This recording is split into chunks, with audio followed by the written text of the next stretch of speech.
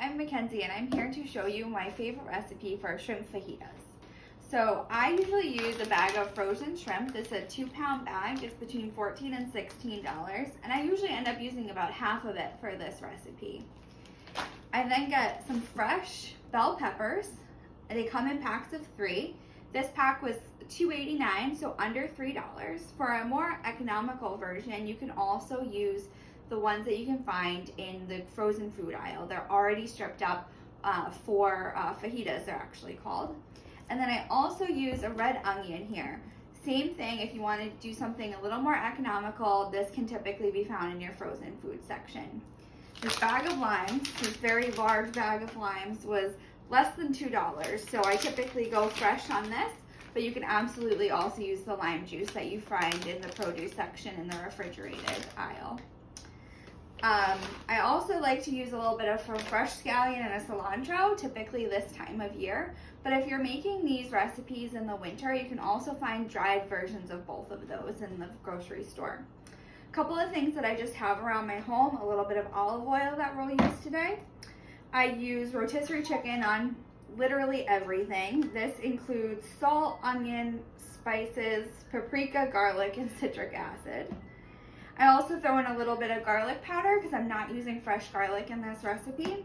And then for a little bit of kick, because it is shrimp fajitas, I throw in some of the McCormick Cajun seasoning, which also again has salt, spices, including black pepper, thyme, celery seed, paprika, garlic, and onion. I find it's a nice kick to the shrimp fajitas. And I also like to salt throughout everything as we go. So I'm going to start off showing you how to do our recipe. The first thing we're going to do is chop up our peppers and our onions. Be right back with you. So we're going to cut this pepper. I've got my yellow pepper here, and my first step is to cut it in half. Then I want to make sure that I get all of those seeds, and I don't know what that's called. I call it pulp, out of this pepper. So very carefully I take my knife and I cut along the sides where the stem was, and I peel that right out.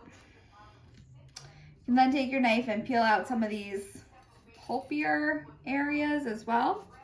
And then for this recipe, we're going to cut into nice fine strips.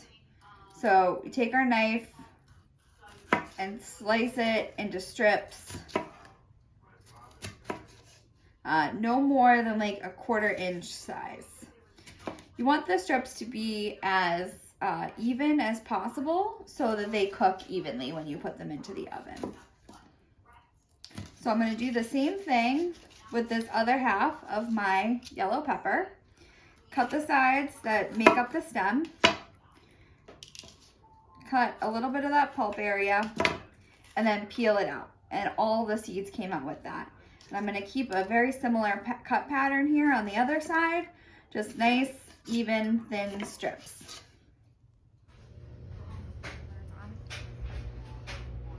So now's about the time that I also want to start preheating my oven. I preheat the oven to 400, which is what we're going to cook our shrimp fajitas at. Now, since I used frozen shrimp, what I want to do is make sure that I can peel them so they're not frozen anymore, but I also don't want to cook them. So what I want to do is run them under lukewarm to cool water for just a second while I peel them.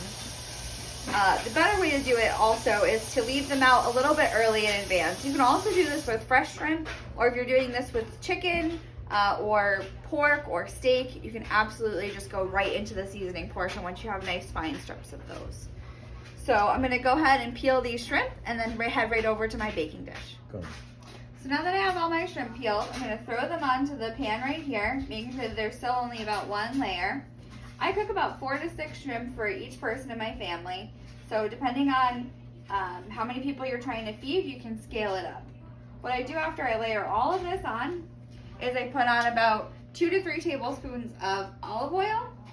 I add a healthy dose of my rotisserie chicken seasoning and a little bit of garlic powder. And then to taste, based on the spice level of your family, you're going to want to add a little bit of the Cajun seasoning. So now I've got my fajitas almost ready to come out of the oven, and I'm going to prepare the rest of my side dish and my sauce. So the easiest step is my sauce, which is sour cream, a little bit of lime juice, and some fresh cilantro. I'll then move over to here on the stove where I've been cooking my rice.